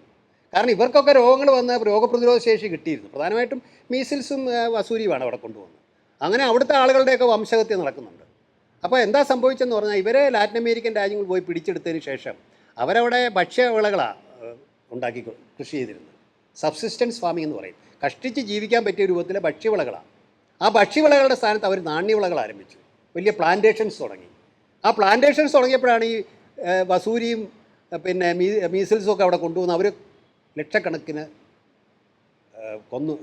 കൊല്ലപ്പെട്ടു. അപ്പോഴേക്കും ജോലി ചെയ്യാൻ ആളില്ലെന്ന് വരുമ്പോഴാണ് അവർ നേരെ ആഫ്രിക്കയിൽ നിന്ന് അവർ അടിമകളെ ഇറക്കുമതി ചെയ്യുന്നത്. ആഫ്രിക്കയിൽ നിന്ന് ഇറക്കുമതി ചെയ്യാൻ കാരണം ആഫ്രിക്കയിലുള്ള ആളുകൾക്ക് ഇത്തരം രോഗങ്ങളൊക്കെ വന്നൊരു രോഗപ്രതിരോധ ശേഷി ഉണ്ടായിട്ടുണ്ട്. അപ്പോൾ അടിമ വ്യാപാരം ഇതും തമ്മിൽ ബന്ധമുണ്ട്. ഇത് തന്നെ ഇതിനകത്ത് പറയുന്നുണ്ട്. ഇതിനകത്ത് ഇവിടെ ആളുകളൊക്കെ മരിക്കുമ്പോൾ എന്ത് ചെയ്യും എന്ന് ചോദിക്കുമ്പോൾ ഓവർസിയർ പറയുന്നുണ്ട്. അത് വിഷമിക്കേണ്ട കാര്യമില്ല. പണ്ടും ഇങ്ങനെ സംഭവിച്ചിട്ടുണ്ട്. അപ്പോൾ നമ്മൾ നാടികൾ എന്നാണ് പറയുന്നത്. തമിഴ്നാട്ടിൽ നിന്നുള്ള തൊഴിലാളികളെ ഇറക്കുമതി ചെയ്യാം, നാടികളെ കൊണ്ടുവരാം. അപ്പോൾ ചോദിക്കുന്നു, ജോലി നടക്കാത്ത ദിവസം അന്നും ഉണ്ടായിട്ടില്ലേ? ഇല്ല, അതിന് കേശവൻപിള്ള ഇടവരുത്തത്തില്ല. എങ്ങനെ സാധിച്ചു? ഈ സൂക്കടിൻ്റെ ആരംഭം തുടങ്ങിയപ്പോഴേ ഞാൻ കുറേ പണവും കൊണ്ട് തിരുനെൽവേലിയിലേക്ക് പോയി അവിടെ ചെന്ന് കുറേ നാടുകളെ ഏർപ്പാട് ചെയ്ത് കൊണ്ടുവന്നു. ഇവിടെ വന്ന് ഒരാഴ്ച കഴിഞ്ഞപ്പോൾ പഴയ വർഗ്ഗമെല്ലാം അവസാനിച്ചു. അപ്പോൾ അങ്ങനെ ഈ അടിമ വ്യാപാരത്തിൻ്റേതായ ഒരു സൂചന മറ്റൊരർത്ഥത്തിൽ ഇതിനകത്ത് ഈ നാടികളുടെ വരവോടുകൂടി കാണാൻ കഴിയും. അത് വളരെ ഭംഗിയായിട്ട് പറയുന്നുണ്ട്. എനിക്ക് സമയക്കുറവുകൊണ്ട് ഞാൻ അതിലേക്ക് മുഴുവൻ കാണുന്നില്ല. തന്നെയല്ല, ഈ ചിലയിടത്ത് ഇപ്പോൾ ലാറ്റിൻ അമേരിക്കയിലൊക്കെ ആളുകൾ മരിച്ചത് അവർക്ക് ബുദ്ധിമുട്ടുണ്ടാക്കിയെങ്കിലും ചിലയിടത്ത് ഇപ്പം അറിയാമല്ലോ അരാവാക്കുകൾ, ഇങ്കകൾ എന്നൊക്കെ പറയുന്ന പ്രാദേശിക ജനവിഭാഗങ്ങളെ കൊന്നൊടുക്കുന്നതിന് വേണ്ടിയിട്ടുള്ള ഒരു ജൈവ ആയുധമായിട്ടും ഈ രോഗാണുക്കൾ ഉപയോഗിച്ചിട്ടുണ്ട്. അതിൻ്റെ ചരിത്രത്തിൽ പറയുന്നു ധാരാളം ഉദാഹരണങ്ങളുണ്ട്. അതായത് ഈ വസൂരി രോഗാണുക്കളുള്ള പുതപ്പുകൾ ഇങ്ങനെ നാട്ടുകാരുടെ ഇടയിൽ ഇങ്ങനെ വലിച്ചെറിഞ്ഞുകൊണ്ട് ആൾക്കൂട്ടത്തിനിടെ വലിച്ചുകൊണ്ട് അവർക്ക് വസൂരി വന്ന് മരിക്കുന്ന ഉദാഹരണങ്ങളുണ്ട്. വംശഹത്യ, ജീനോസൈഡ്, അതുപോലെ ബയോളജിക്കൽ വാർഫെയർ ഉപയോഗിച്ചിട്ടുണ്ട്. അതിൻ്റെ ഒരു സൂചന ഇതിനകത്ത് വളരെ രസകരമായിട്ട് പറയുന്നുണ്ട്. നമുക്ക് രസകരമെന്ന് പറയുന്നത് ശരിയല്ല, വളരെ ഇതാണ്. അതിനകത്ത് ഈ ഓവർസിയർ പറയുകയാണ്, അപ്പോഴേക്ക് യൂണിയനൈസേഷൻ വന്നു, യൂണിയനെ തകർത്തു, എന്നാലും അവരെ പേടിപ്പിക്കുന്നുണ്ട്. യൂണിയൻ വന്നത് ശരിയായില്ല. ഞാൻ കുറേ നാളായിട്ട് ഓർത്തുകൊണ്ടിരിക്കും, ഇവരെ എല്ലാത്തിനെയും ഒന്ന് മാറ്റേണ്ട കാലം കഴിഞ്ഞു. 10 കൊല്ലത്തിൽ കൂടാൻ പാടില്ല. തന്നെയുമല്ല, ഇപ്പോഴത്തെ കാലം യൂണിയൻ പൊട്ടിയെങ്കിലും ഇപ്പോഴും യൂണിയൻ എന്ന് പറഞ്ഞുകൊണ്ടിരിക്കുന്നുണ്ട്. ഇനിയും യൂണിയൻ ഉണ്ടാക്കും. ഇവരെ കൊണ്ട് ജോലി ചെയ്യിക്കാനും പാടാണ്, ഇതൊരവസരമാണ് എന്ന് പറയുകയാണ്. ഇപ്പോൾ പ്രസിഡൻറ്റിനെ പക്ഷേ ഇതിൻ്റെ അവസാനം അയാൾ കുറച്ച് മനുഷ്യപ്പറ്റുണ്ടെന്ന് വിചാരിച്ചു. അപ്പോൾ അയാൾ ചോദിക്കും, എന്തിനാ? അല്ല, നമ്മൾ പിരിച്ചുവിട്ടെന്ന് വേണ്ട, അല്ല അവരും മനുഷ്യരല്ലേ, കുട്ടികളും കുഞ്ഞുങ്ങളും ഇല്ലേ കേശവൻ പിള്ളേ? അത്ഭുതപ്പെടുന്ന പോലെ കേശവൻ പിള്ള ചോദിച്ചു, ഇവരും മനുഷ്യരാണോ? കൊള്ളാം. ദിസ് എക്സാക്ട്ലി ഇതേ വികാരമായിരുന്നു യൂറോപ്യൻ പാശ്ചാത്യ അധിനിവേശ ശക്തികൾക്ക് ഈ പറയുന്ന പ്രാദേശിക ജനവിഭാഗങ്ങളുണ്ടായിരുന്നത്. ഇവരും മനുഷ്യരാണോ എന്നുള്ള ചോദ്യം തന്നെയും അതിൽ നിന്നാണ് ഈ വംശഹത്യയിലേക്കും അവരെ യുദ്ധങ്ങളിലേക്ക് പോയി നമുക്ക് കാണാൻ കഴിയും. അവസാനമായിട്ട് ഈ മഹാമാരികൾ ഈ ആത്മീയതയെ ഒരു ഭാഗത്തെ ശാസ്ത്രത്തിൻ്റെ വളർച്ചയെ സഹായിച്ചിട്ടുണ്ട്. ശാസ്ത്രത്തിൻ്റെ വളർച്ചയ്ക്ക് കാരണമായത് ഈ പറയുന്ന രോഗങ്ങളുടെ വരവാണ്. നമുക്കറിയാമല്ലോ, നമ്മുടെ വാക്സിനുകൾ കണ്ടുപിടിക്കുന്നു, ആൻറ്റിബയോട്ടിക്കുകൾ കണ്ടുപിടിക്കുന്നു, നിരവധി അതുപോലെ തന്നെ രോഗകാരണത്തെ സംബന്ധിച്ച് അന്നുണ്ടായിരുന്ന തെറ്റായ ധാരണകൾ പോയിട്ട് ജേം തിയറി ഓഫ് ഡിസീസ്, രോഗാണു സിദ്ധാന്തം ആവിഷ്കരിക്കപ്പെടുന്നു. ഇങ്ങനെ സമാന്തരമായി തന്നെ ശാസ്ത്രം പുരോഗമിക്കുന്നുണ്ട്. പക്ഷേ അതിനോടൊപ്പം തന്നെ ആത്മീയതയും ശക്തി പ്രാപിക്കുന്നുണ്ടായിരുന്നു. യഥാർത്ഥത്തിൽ ഈ പ്രത്യേകിച്ച് പ്ലേഗ് കാലത്ത്, പ്ലേഗിൻ്റെ വരവോടുകൂടിയാണ് ക്രിസ്തുമതം യൂറോപ്പിൽ ആ പ്രദേശങ്ങളിൽ വിരലുറപ്പിക്കുന്നത്. കാരണം ഒന്ന്, ക്രിസ്തുമത സങ്കല്പനങ്ങളുണ്ടല്ലോ, മതപരമായ സങ്കല്പനങ്ങൾ ജനങ്ങൾക്ക് ആശ്വാസം പകരുന്നുണ്ട്. ഒന്ന്, ജനങ്ങൾക്ക് നേരിട്ട് ആശ്വാസം പകരാൻ ക്രിസ്തീയ മതവിശ്വാസികൾ ശ്രമിക്കുന്നുണ്ട്. അന്നുണ്ടായിരുന്ന റോമൻ സാമ്രാജ്യാധിപതികൾ എന്ന് പറഞ്ഞാൽ ബഹുദൈവ വിശ്വാസികളാണ്. ക്രിസ്തുമതം പോലല്ല. അന്ന് ഈ അമ്പലങ്ങളിൽ പോയി ടെമ്പിൾസിൽ പോയി ഇങ്ങനെ പ്രാർത്ഥിച്ചാൽ രോഗശാന്തി വന്നെങ്കിലായി. ക്രിസ്തു അങ്ങനെയല്ല, he healed in the community. ക്രിസ്തു വാസ് എ ഗ്രേറ്റ് ഹീലർ. അപ്പോൾ ആ ഹീലിംഗ് കൺസെപ്റ്റ് ഉള്ളതുകൊണ്ടാണ് ക്രിസ്തുമതത്തിനുള്ളിൽ ഈ പതിതരോടുള്ള ഒരു പ്രത്യേക സമീപനമുള്ളത്. അപ്പോൾ അവർ ആശ്വാസം പകർന്നു ഒരു ഭാഗത്ത്. രണ്ടാമത്, മരണശേഷമുള്ള സ്വർഗപ്രവേശം, മോശപ്രാപ്തി തുടങ്ങിയവ ജനങ്ങളിൽ ഒരു പ്രത്യാശയും നൽകി. അതുകൊണ്ടാണ് നമ്മൾ സാധാരണ വായിക്കുമ്പം രണ്ടാം കോൺസ്റ്റാന്റിനോപ്പിളിൻ്റെ കാലത്ത് ക്രിസ്തുമതം 1331 റോമൻ സാമ്രാജ്യത്തെ ഔപചാരികമായി ക്രിസ്തുമതത്തെ സ്വീകരിച്ചു എന്ന് നമ്മൾ പറയാറുണ്ട്. പക്ഷേ യഥാർത്ഥത്തിൽ ഈ മഹാമാരിയുടെ പശ്ചാത്തലത്തിൽ ജനങ്ങളിലുണ്ടായ ആത്മീയ ബോധവും കൂടിയാണ് അതിന് നമുക്ക് കാണാൻ കഴിയും. ഇത് തന്നെ തോട്ടിയുടെ മകനിലും വരുന്നുണ്ട്. തോട്ടിയുടെ മകനിൽ അതിൽ വളരെ രസമാണ്. ജനങ്ങളുടെ സംഭ്രാന്തരായി ശരിക്കും പറഞ്ഞാൽ ഒരു സെക്കുലറൈസേഷൻ ഉണ്ടായെന്ന് വേണേൽ പറയാം. എല്ലാ മതവിശ്വാസങ്ങളിലും ആളുകൾക്കൊരു താല്പര്യം വരുന്നുണ്ട്.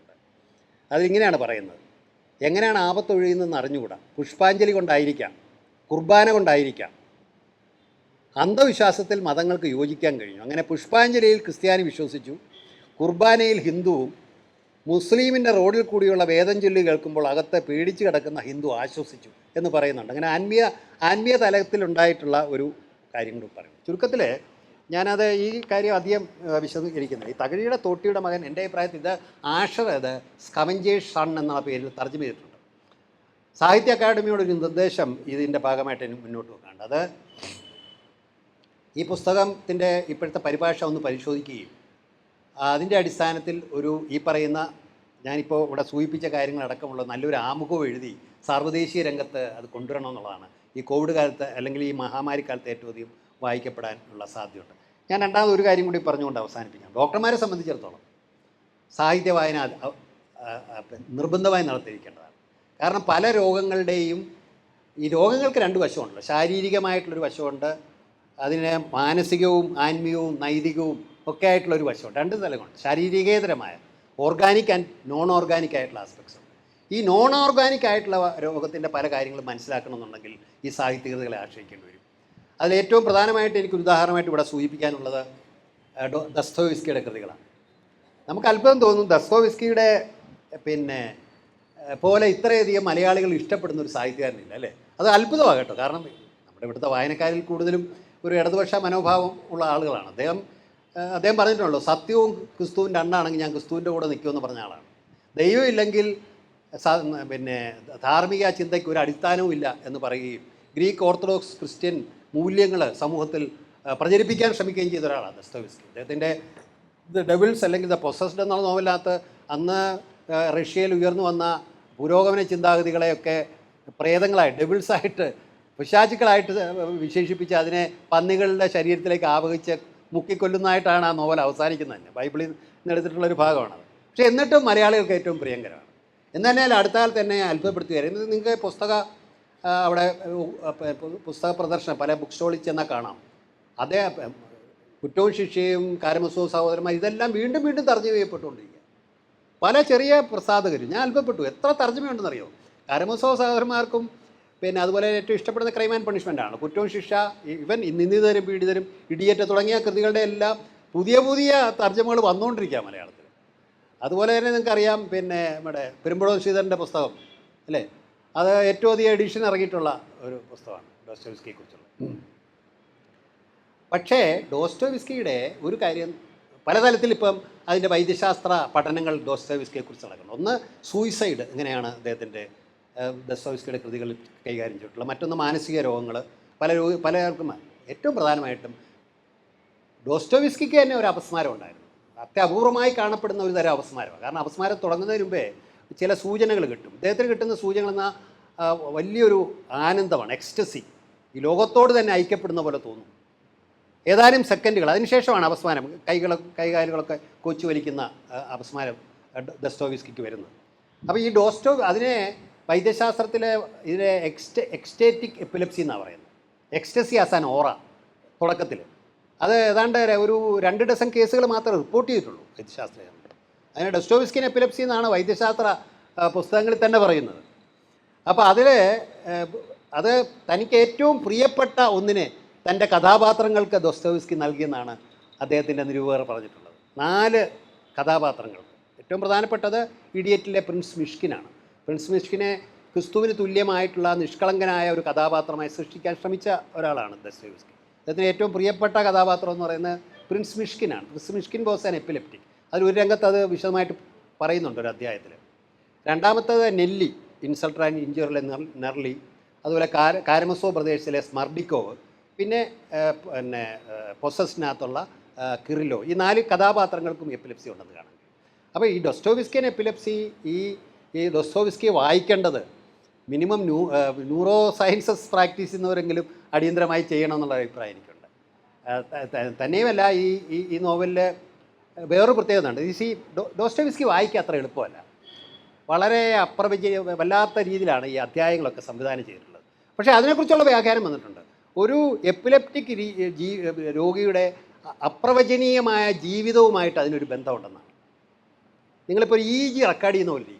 കാരണം ആദ്യം ഒരു രംഗത്തേക്ക് നിങ്ങൾക്കറിയാം, പ്രിൻസ് മിഷ്കിന് എപ്പിലെപ്സി വരുന്ന ആ രംഗം നിങ്ങൾ നോക്കുക. ആദ്യം ഇങ്ങോട്ട് വരുമ്പോൾ അവിടെ ഒരു വലിയ പാർട്ടി നടക്കുകയാണ്. അപ്പോൾ ഒന്നും സംഭവിക്കുന്നില്ല. പിന്നെ ചില സൂചനകൾ കിട്ടുന്നു. അയാളുടെ കൈ കൊണ്ട് ഒരു പാത്രം താഴെ വീണ് പൊട്ടുന്നു. അതാണ് പ്രീ ഇക്റ്റൽ സ്റ്റേജ് എന്ന് പറയുന്നത്. ഒരു ഇക്റ്റൽ ഒരു സൂചന കിട്ടും. ഇപ്പോൾ ഈ പറയുന്ന പോലെ എക്സ്റ്റസി എന്ന് പറയുന്ന പോലെ. അതിനുശേഷം ഇയാൾക്ക് രോഗം വരുന്നു, പിന്നെ ശാന്തമാകുന്നു. ഇങ്ങനെ ഒരു EEG റെക്കോർഡ് ചെയ്താൽ എങ്ങനെ ഇരിക്കുമോ അതുപോലെയാണ് ഈ അധ്യായങ്ങൾ സംവിധാനം ചെയ്തിട്ടുള്ളത് ഡോസ്റ്റോവ്സ്കി എന്ന് കാണാൻ കഴിയും. അത് മനസ്സിലാക്കിയെങ്കിൽ മാത്രമേ അത് വായിച്ചാൽ തന്നെ നമുക്ക് മനസ്സിലാകൂ. ഇപ്പോൾ നിങ്ങൾ ഇനി തിരിച്ച് ഏതെങ്കിലും അധ്യായം എടുത്ത് ഞാൻ ഈ പറഞ്ഞു വെച്ചൊന്ന് റീഡ് ചെയ്ത് നോക്കിയാൽ അത് നമുക്ക് മനസ്സിലാക്കാൻ കഴിയും. അവസാനമായിട്ട് ഈ ധാരാളം ഡോക്ടർമാരെ സംബന്ധിച്ചാണ് പ്രത്യേകിച്ചും, അത് മറ്റുള്ളവർക്കും ബാധകമായിട്ടുള്ള കാര്യമാണ് ഞാനിവിടെ പറയാൻ ഉദ്ദേശിക്കുന്നത്. ധാരാളം മാനസിക രോഗങ്ങളെ പ്രത്യേകിച്ചും വിശദീകരിക്കുന്നതിന് വേണ്ടി സാഹിത്യത്തെ ആശ്രയിക്കുന്നുണ്ട് വൈദ്യലോകം. ഉദാഹരണത്തിന് ഒതല്ലോ സിൻഡ്രോം എന്ന് പറയുന്ന ഒരു മാനസിക രോഗമുണ്ട്. ഒതല്ലോ വായിക്കാത്ത ഒരാൾക്ക് അത് മനസ്സിലാകത്തില്ല. നിങ്ങൾക്കറിയാം ഒതല്ലോ സിൻഡ്രോം എന്ന് പറഞ്ഞാൽ എന്താണ്? Delusional jealousy. നിങ്ങൾക്കറിയാലോ ഒതല്ലോ അമൂർ അദ്ദേഹത്തിൻ്റെ ഡെസ്ഡിമോണായുമായിട്ട് തെറ്റിക്കുന്നതിന് വേണ്ടി ഇയാഗോ നടത്തുന്ന ശ്രമം, ഒരു കാരണവുമില്ലാതെ ഒരു സംശയം അയാളിൽ ഉണ്ടാക്കുകയാണ്. അപ്പോൾ അങ്ങനെ യാതൊരു ന്യായീകരണവുമില്ലാത്ത സംശയരോഗം ഉണ്ടാകുന്നതിനെയാണ് ഒതല്ലോ സിൻഡ്രോം എന്ന് വിശേഷിക്കപ്പെടുന്നത്. ഒതല്ലോ വായിക്കാത്ത ഒരു ഡോക്ടർക്ക് അത് ഒതല്ലോ സിൻഡ്രോം മനസ്സിലാക്കാൻ ബുദ്ധിമുട്ടായിരിക്കും എന്നാണ് എൻ്റെ അഭിപ്രായം. മറ്റൊന്നാണ് Peter pan syndrome. Peter pan വളരെ പ്രസിദ്ധമായ ഒരു കഥാപാത്രമാണ്. സ്കോട്ടിഷ് നോവലിസ്റ്റ് എൻ്റെ ഭാര്യയുടെ ഒരു സാങ്കല്പിക കഥാപാത്രമാണ്. അതായത് ഒരിക്കലും വളരാത്ത സ്വതന്ത്ര ചിന്താഗതിയുള്ള ഒരു കുസൃതിയുള്ള ഒരു ആൺകുട്ടിയാണ് ഈ പീറ്റർ പാൻ. അപ്പോൾ പീറ്റർ പാൻ സിൻഡ്രോം എന്ന് പറഞ്ഞാൽ പക്വതയില്ലാത്ത ഒരു മുതിർന്ന വ്യക്തിയെ, അങ്ങനെ ചില മാനസിക രോഗങ്ങളുണ്ട്. നിങ്ങൾ ശാരീരികമായി വളരുന്നു പക്ഷേ മാനസികമായി വളരുന്നില്ല. അങ്ങനെയുള്ള ഡിസീസ് സിൻഡ്രോംസിനെ പീറ്റർ പാൻ സിൻഡ്രോം എന്നാണ് അവർ. അതുകൊണ്ട് പിന്നെ അത് പഠിക്കുന്നവർ അത് വായിക്കുന്നതാണ്. മറ്റൊന്നാണ് സിൻഡ്രല്ല സിൻഡ്രോം. സിൻഡ്രല്ല നിങ്ങൾക്കറിയാമല്ലോ. സിൻഡ്രല്ല എന്ന് പറഞ്ഞാൽ രണ്ടാനമ്മയുടെ പീഡനത്തിനിരയായ ഒരു കഥാപാത്രമാണ്. ചാൾസ് പെറോൾട്ട് എഴുതിയിട്ടുള്ള ഒരു നോവലിലുള്ള കഥാപാത്രമാണ്. അതായത് അപ്പോൾ അവന് എങ്ങനെയെങ്കിലും രക്ഷപ്പെടണമെന്നാണ്. മറ്റൊരാൾ രക്ഷിക്കപ്പെടാനോ പരിപാലിക്കപ്പെടാനോ ഉള്ള അഗാധമായ ആഗ്രഹമുള്ള ആളുകൾ, വിത്തൗട്ട് റീസൺ. ആക്ച്വലി മാനസിക രോഗം വരും, അതിന് പ്രത്യേകിച്ച് കാരണമൊന്നുമില്ല. അങ്ങനെയുള്ള പിന്നെ ഒരു നിസ്സഹായത തോന്നിക്കുന്ന മാനസിക രോഗങ്ങൾക്കാണ് സിൻഡ്രല്ല സിൻഡ്രോം എന്നവർ പേരിട്ടിട്ടുള്ളത്. മറ്റൊന്ന് പിക്വിക്കിയൻ സിൻഡ്രോമാണ്. നിങ്ങൾക്കറിയാമല്ലോ പിക്വിക്കിനെ കുറിച്ചുള്ള ചാൾസ് ഡിക്കൻസ് അങ്ങനെ ഒരു നോവൽ എഴുതി നമ്മൾ അത്ഭുതപ്പെടുന്നു. കാരണം അതൊരു ഹാസ്യ നോവലാണ്. നിങ്ങൾ വായിച്ചിട്ട് നമ്മൾ അത്ഭുതപ്പെടും. ഈ പിന്നെ ടെയിൽ ഓഫ് ടു സിറ്റീസും ഒക്കെ എഴുതിയ ഒരാൾ ഈ പിക്വിക്കിയൻ നോവൽ എഴുതിയെന്നുള്ള അത്ഭുതപ്പെടുന്നു. ആ പിക്വിക്കിൻ്റെ ഒരു പ്രത്യേകത ഈ അമിത വണ്ണവും ഉറക്കവും നിരന്തരമായി ഉറങ്ങിക്കൊണ്ടിരിക്കുന്ന ഒരാളായിട്ട്, ഉറക്കക്കുറവുള്ള ഒരാളായിട്ടാണ്. ഇനി ഒബീസിറ്റി ഹൈപ്പർ വെന്റിലേഷൻ സിൻഡ്രോം എന്നും കൊണ്ട് വൈദ്യശാസ്ത്രത്തിലൊരു രോഗാവസ്ഥയുണ്ട്. അതിൻ്റെ ടിപ്പിക്കൽ ഉദാഹരണമാണ് ഈ പിക്വിക്ക്, ഈ ക്യാരക്ടർ. അതുകൊണ്ട് അതിനെ പിക്വിക്കിയൻ സിൻഡ്രോം എന്ന് അവർ പേരിട്ടിരിക്കുന്നു. അവസാനമായിട്ട് വളരെ രസകരമായിട്ടൊരു സിൻഡ്രോമാണ് ഡോറിയൻ ഗ്രേ സിൻഡ്രോം. എനിക്ക് വളരെ ഇഷ്ടപ്പെട്ട ഒരു എഴുത്തുകാരനാണ് ഈ ഓസ്കർ വൈൽഡിൻ്റെ ഡോറിയൻ ഗ്രേ നിങ്ങളെല്ലാം ആവർത്തിച്ച് വായിച്ച് കാണുമെന്ന് എനിക്കറിയാം. അതൊരിക്കലും പ്രായമാകാത്ത എപ്പോഴും ചെറുപ്പക്കാരനായിരിക്കുന്ന ഒരു വ്യക്തിയാണ് അതിനകത്തെ ഡോറിയൻ ഗ്രേ എന്ന് പറയുന്ന നായകൻ. അപ്പോൾ അതുകൊണ്ട് ഈ പ്രായമാകുമോ എന്ന ഭയവും ഉള്ള ആളുകളെ വിവരിക്കാനാണ് അതായത് പിന്നെ ഈ ഡോറിയൻ ഗ്രേ സിൻഡ്രോം എന്ന ഒരു സിൻഡ്രോം പറയുന്നത്. ഈ രീതിയിൽ നമുക്ക് 10 മിനിറ്റ് കൂടെ ഉള്ളതെന്നാണ് ഇതിനകത്ത് കാണുന്നത്. നമുക്കൊന്ന് ചർച്ച ചെയ്യാനും കൂടി ഉണ്ട്. ഡോക്ടർമാരെ സംബന്ധിച്ചിടത്തോളം പല തലങ്ങളിൽ, ഞാനത് മുഴുവൻ ഇവിടെ വിശദീകരിക്കുന്നില്ല, ഈ നോവലുകൾ വായിക്കുന്നതിനായിട്ട്. ഞാൻ ഇത് അവസാനിപ്പിക്കുകയാണ് ഇവിടെ. അവസാനമായിട്ട് എനിക്ക് ഈ അവസാനിപ്പിക്കുമ്പോൾ ഇവിടെ ഇരിക്കുന്ന ആളുകളിൽ 2 കാര്യങ്ങൾ പറയാനുണ്ട്. നിർബന്ധമായും വായിക്കണം, ഇതുമായി ബന്ധപ്പെട്ട് വായിക്കണമെന്ന് എനിക്കുള്ളത്. ഒന്ന് ഓർഹാൻ പാമുക്കിൻ്റെ നൈറ്റ്സ് ഓഫ് പ്ലേക്ക് നിർബന്ധമായിട്ട് നിങ്ങൾ വായിക്കണമെന്ന് ഞാൻ അഭ്യർത്ഥിക്കുകയാണ്. അതുപോലെ തന്നെയാണ് അത് ബിറ്റ്വീൻ ടു കിങ്ഡംസ് എന്നുള്ള സുലേഖായുടെ പുസ്തകം. പിന്നെ സാഹിത്യ അക്കാദമിയോട് എനിക്ക് അഭ്യർത്ഥിക്കാനുള്ളത്, ഇതൊന്ന് പുനഃപ്രസിദ്ധീകരിക്കുക. ഇംഗ്ലീഷ് എഡിഷൻ ഒന്നുകൂടെ റീഡ് ചെയ്ത്, ആഷർ നേരത്തെ എഴുതിയതായിരിക്കും, ഒന്നുകൂടെ റീഡ് ചെയ്ത് വേണമെങ്കിൽ ഒന്ന് പരിഷ്കരിച്ച ഒരു ഇംഗ്ലീഷ് പതിപ്പും അതിനൊരു സമഗ്രമായ, ഇപ്പോൾ എന്നെപ്പോലുള്ള ഒരാൾക്ക് പറയാനേ പറ്റൂ, എഴുതാൻ കഴിവുള്ള എഴുത്തുകാരുണ്ട്. ഇപ്പോൾ നാളെ ആണെങ്കിൽ ഡോക്ടർ മീനാപ്പിള്ളയൊക്കെ ഇവിടെ വരുന്നുണ്ടെന്നാണ് ഞാൻ മനസ്സിലാക്കുന്നത്, ഇംഗ്ലീഷ് ഡിപ്പാർട്ട്മെൻറ്റ് മേധാവാണ്. അങ്ങനെയുള്ള ആൾക്കൊരു ആമുഖം കൂടെ എഴുതി, this is a world classic in pandemic literature, I have no doubt about that. Malayali ആയതുകൊണ്ട് പറയല്ല, നമ്മൾ സ്വയം പുകഴ്ത്തുന്നതിൽ വളരെ പ്രസിദ്ധരാണല്ലോ, അത് അങ്ങനെ പറയല്ല. തോട്ടിയുടെ മകൻ പുനഃപ്രസിദ്ധീകരിക്കണമെന്നാണ് എൻ്റെ. ഇത്രയും കാര്യങ്ങളാണ് ഞാൻ നിങ്ങളുമായിട്ട്